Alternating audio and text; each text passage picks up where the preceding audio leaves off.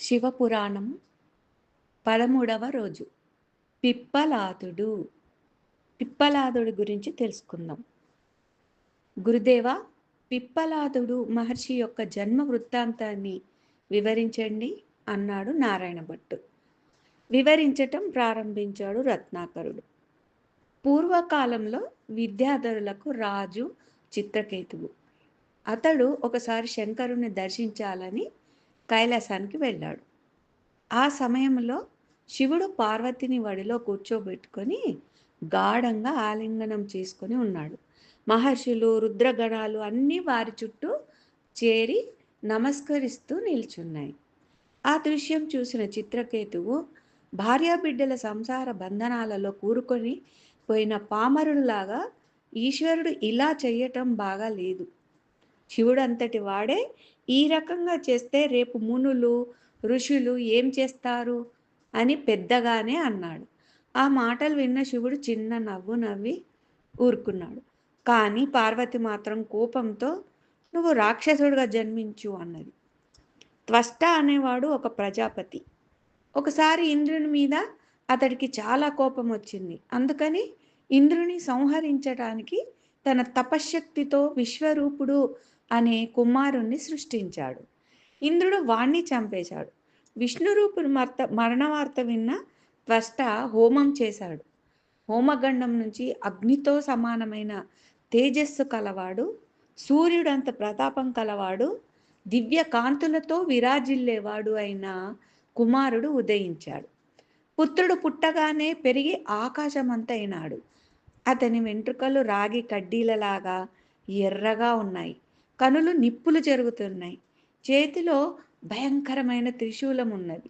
వారు కొండ గుహలా ఉంది.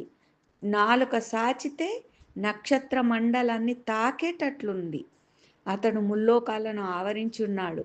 అందుచేత వృత్రుడు అతని పేరు పెట్టాడు, త్వష్ట ప్రజాపతి.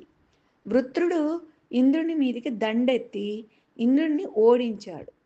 దేవతల దివ్యస్త్రాలు వాడి ముందు పని చెయ్యలేదు. అప్పుడు దేవతలంతా శ్రీమన్నారాయణ్ణి ప్రార్థించారు. హరి వారి మొరాల నుంచి ప్రత్యక్షమై, వృత్రుడు మహాబలశాలి, మహిమోపేతుడు. మీ దగ్గర ఉన్న ఆయుధాల వల్ల చావడు. చ్యవనుని కుమారుడు దధీచి. పూర్వకాలంలో దేవతలు తమ అస్త్రాలను దధీచి మహర్షికిచ్చి దాయమన్నారు.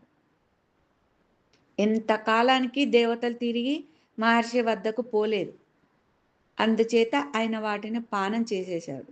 అవి ఆయన ఎముకలకు పట్టినాయి. కాబట్టి ఇప్పుడు దధీచి ఎముకలు తెచ్చి వాటిని ఆయుధాలుగా చేసి ప్రయోగిస్తే వృత్రుడు నశిస్తాడు అన్నాడు శ్రీహరి. దేవతలంతా దీచి మహర్షి దగ్గరికి వెళ్ళారు. ఆయన తపోనిష్టలో ఉన్నాడు. దేవతలు మహర్షి ప్రార్థించారు. నీకు ఏం కావాలి అని అడిగాడు. కనులు తెరిచిన మహర్షి వృత్రాసురుని బాధలు పడలేకుండా ఉన్నాము. అతడు తమ ఎముకలతో చేసిన ఆయుధాల వలన కానీ చావడు. అందుచేత మీ వద్దకు వచ్చాము అన్నారు. విషయం అర్థమైంది మహర్షికి. పుట్టిన ప్రతి ప్రాణి మరణించక తప్పదు. మరణానంతరం శరీరము క్రిమికీటకాలకు ఆహారం అవుతుంది. దానికన్నా ఈ రకంగా దేవ కార్యార్థం ఉపయోగించబడటం శ్రేయస్కరం కదా అని ఆలోచించి సరే అన్నాడు.